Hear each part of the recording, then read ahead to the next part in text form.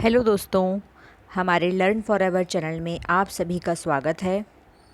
जैसा कि आपको पता है कि हमारे चैनल में केवीएस की तैयारी सिलेबस के अकॉर्डिंग कराई जा रही है, जिसमें हमने पीआरटी का सिलेबस ईवीएस में the Indian institutions of democracy के कुछ वीडियोस पहले ही अपलोड कर लिए हैं।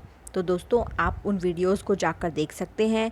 हमारा second topic the local bodies, उसके भी वीडियो डाउनलोड किए हैं एंड स्टेट बॉडीज़। अब तक हमने 3 टॉपिक कंप्लीट कर चुके हैं। अभी हमारा चौथा टॉपिक चल रहा है नेशनल बॉडी, जिसका एक वीडियो मैंने पहले ही अपलोड किया है। आप उस वीडियो को पहले जाकर ज़रूर देखें। और आज हम नेशनल बॉडीज़ का सेकंड वीडियो देख रहे हैं।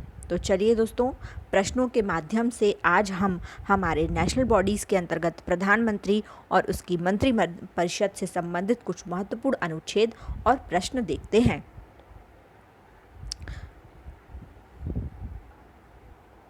तो दोस्तों, आज का पहला प्रश्न देखते हैं। संविधान के किस अनुच्छेद में मंत्री परिषद का वर्णन है? तो आंसर है अनुच्छेद 44। अगला प्रश्न, राष्ट्रपति को सलाह कौन देता है? आंसर है मंत्री परिषद। अगला प्रश्न, सदन में विधेयक प्रस्ताव कौन लाता है? आंसर है मंत्री परिषद। अगला प्रश्न, मंत्री परिषद का सदस्य बनने की आवश्यक शर्त क्या है? तो दोस्तों, मंत्री परिषद का सदस्य बनने की आवश्यक शर्त यह है कि उस व्यक्ति को संसद के किसी सदन का सदस्य होना बहुत ही ज़रूरी है। अगला प्रश्न, मंत्री परिषद का प्रधान कौन होता है? तो मंत्री परिषद का मुखिया होता है प्रधानमंत्री। अगला प्रश्न, मंत्री परिषद में मंत्रियों की संख्या कितनी होती है? तो मंत्री परिषद में जो कैबिनेट बनती है उसमें 15% ही मंत्री होना चाहिए, उससे ज़्यादा नहीं। अगला प्रश्न, किसने प्रधानमंत्री को मंत्रिमंडल रूपी मेहराब की आधारशिला कहा है? आंसर है डॉक्टर भीमराव अंबेडकर। अगला प्रश्न, केंद्रीय मंत्रिमंडल में शामिल होने वाली पहली महिला कौन थी? आंसर है राजकुमारी अमृत कौर। अगला प्रश्न, मंत्रिमंडल में किस स्तर के मंत्री होते हैं? तो दोस्तों, मंत्रिमंडल में कैबिनेट स्तर के मंत्री होते हैं। अगला प्रश्न, मंत्रिमंडल कैसे भंग होती है?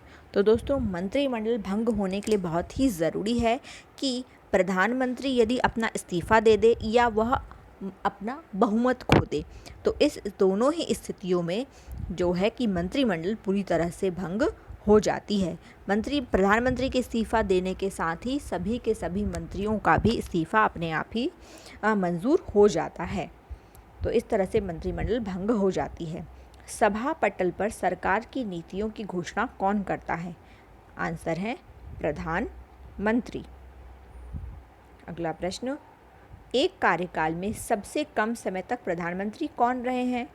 तो सबसे कम प्रधानमंत्री जो रहे हैं अपने समय में अटल बिहारी वाजपेयी, केवल 13 दिन का उनका कार्यकाल रहा है। तो सबसे कम समय में अटल बिहारी वाजपेयी का ही कार्यकाल रहा है। कौन सा कार्य मंत्री परिषद के वित्तीय कार्यों में शामिल नहीं है? तो किसी विधेयक को धन विधेयक के रूप में प्रमाणित करना यह मंत्री परिषद का काम नहीं होता है। यह काम होता है लोकसभा अध्यक्ष का। लोकसभा में बहुमत दल का नेता कौन होता है? तो बहुमत दल का नेता होता है प्रधानमंत्री, इन्हीं की ही मंत्रिपरिषद होती है। अगला प्रश्न, संसद देश तथा विदेश में शासन की नीति का प्रमुख अधिकृत प्रवक्ता कौन होता है? तो देश की जो भी नीतियाँ बनती हैं देश के लिए या विदेश के लिए होती है, उनको हमारे सम्मुख रखता कौन है?